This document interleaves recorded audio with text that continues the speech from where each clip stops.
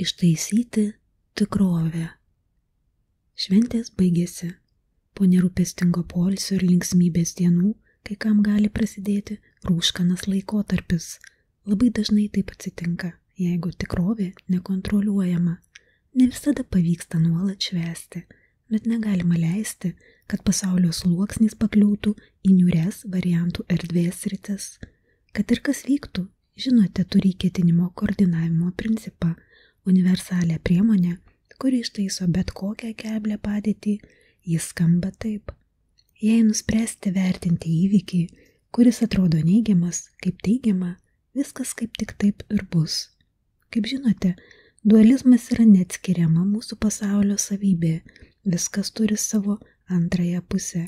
Yra šviesa ir tamsa, juoda ir balta, teigiama ir neigiama ir taip toliau. Bet kokia pusiausvyra gamtoje gali pasislinkti arba į vieną, arba į kitą pusę.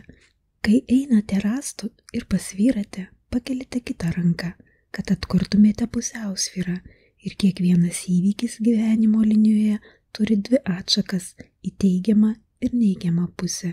Kiekvieną kartą, kai susidurite su dviprasmiška padėtimi, pasirenkate, kaip ją vertinti. Jei laikote įvykį teigiamu, patenkate į palankę gyvenimo linijos atšaką, bet dažniausiai polinkis į negatyvizmą verčia žmogų reikšti nepasitenkinimą ir pasirinkti nepalankę atšaką. Žmogus nuo pat ryto irsta dėl menkiausios priežasties, paskui ir vėl, ir taip visa diena virsta nemalonumų virtinė. Patys puikiai žinote, kad reikia prarasti pusiausvyrą ne dėl smulkmenų ir iškart dramatiškai plėtojasi neigiamas scenarijus.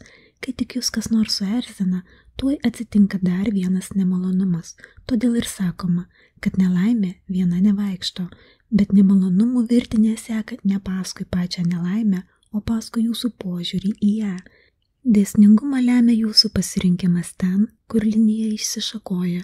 Jūs suerzino kokią nors smulkmeną ir jūs jau spinduliuojate minčių energiją nepalankios atšakos dažniu. Be to, neigiamas požiūris sukuria įtampos potencialą, kuris pasiema dalį jūsų ketinimo energijos, todėl jūs veikiate netinkamai ir šit jūs ištinka dar vienas nemalonumas. O dabar įsivaizduokite kitą scenarijų. Jūs susidurėte su kokia nors apmaudžia aplinkybė. Neprisileiskite neigiamo požiūrio ir nereaguokite primityviai kaip moliuskas. Nieko nepaisydami, nusiteikite teigiamai ir dėkitės, kad šis įvykis jūs džiugina. Pamėginkite paieškoti sveiko grūdo apmaudžiame įvykyje. Net jei nieko nerasite, vis tiek pasidžiaukite. It koks kvailelis, įpraskite džiaugtis nesėkmėmis. Tai kur kas linksmiau negu irsti ir dejuoti bet kokia dingstimi. Greitai įstikinsite, kad dažniausiai nemalonumas jums netgi naudingas. Net jei nebus naudingas, galite nebejoti.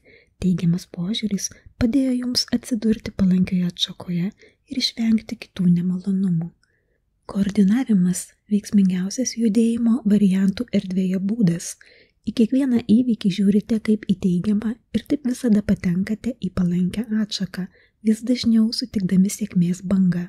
Neskrajokite padebesiais, nes veikiate apgalvotai ir sąmoningai. Taip jūs balansuojate ant sėkmės bangos. Bet jei žmogui atsitiko nelaimė arba jį apėmė depresija, transurfingas jam negalvoj. Neretai gaunu laiškų, kuriuose prašoma padėti, kai būna blogai. Aptarkime du būdingiausius atvejus. Kai miršta arba susirga artimas žmogus, juk ko gero galima ką nors padaryti, tuo nebejoju. Bet kaip? Mus ištiko didelė nelaimė. Mama paralyžiavo, negaliu sumažinti reikšmingumo. Kiaurą parą praleidžiu ligoninėje, medicinos personalui tai nepatinka. Stengiuosi žiūrėti skaidres, kur su ja vaikštau po Piterį 2005 vasarą.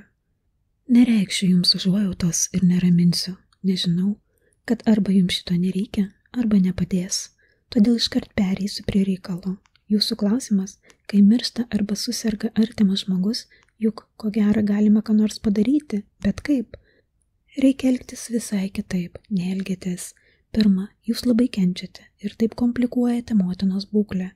Jums kaip visiems kitiems žmonėms gali atrodyti, kad sielvartas dėl artimai ištikusios nelaimės įprasta, bet kentėdama jūs tik programuojate blogesnę padėtį. Antra, Jūs kaip visi transurferiai stengiatės vėlgi iš visų jėgų žiūrėti skaidrės ir taip įtraukite į darbą pusiausvyros jėgas, kurios viską tik komplikuos. Kągi reikia daryti? Nustoti kentėti, nustoti stengtis ką nors pakeisti ir paleisti situaciją, kol galėsite nusiraminti. Kai apsiraminsite, laikykitės taisyklės kiekvieną dieną po pusvalandį žiūrėti skaidrę, kaip jūsų motina kasdien taisosi. Jeigu tai darysite nuolat ir ramiai, nesekindama savęs priversinėmis pastangomis, jos būklė išties pagerės. Praradau vientisumo ir vidinio džiaugsmo būseną, mėginu prisiminti, kaip buvo, pajusti, bet nieko neišeina. Galvoje daug minčių, jos pinasi ir nei vienos išvados. Nepuolu į paniką, bet man ši būsena labai nepatinka. Ko imtis esant tokiai padėčiai? Aš žinau, ko noriu. Pasitikėjimas savo jėgomis, dvasinio komforto ir džiaugsmo. Reikia ištaisyti tikrovę, išvesti savo pasaulio sluoksnį iš dulsvo debesies į švarią variantų erdvės sritį. Kaip tai padaryti? Yra vienas receptas, paprastas kaip ir visa, kas genialu. Kaip nuraminti verkiantį vaiką? Įkalbinėjimai nepadės. Reikia pasiplaukti su juo rūpintis, jį atjausti, skirti jam dėmesio. Kai jums blogai, jumise verkia vaikas, pasirūpinkite juo. Nors daugelis mūsų esame rimti, solidus, narsūs ir taip toliau, visi tebesame vaikai. Pasivažinėkite karusele, tai yra užsiimkite tuo, kas jums labiausiai patinka. Tikrovę ištaisyti padarykite pertrauką ir ilsėkitės negalvodami apie rūpesčius.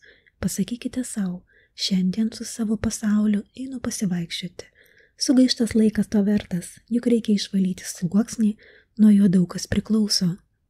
Nusipirkite mėgstamų skanėstų, valgyk balandėlį, būsi stipresnis.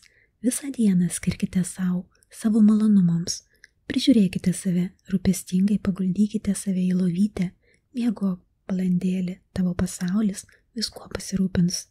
Kitą dieną, jei nepatingėsite, laikytis ketinimo koordinavimo principo, pajusite, kad aplinkinė tikrovė įgauna vis šiltesnių, jaukesnių atspalvių, sluoksnis palieka ūkanotą sritį.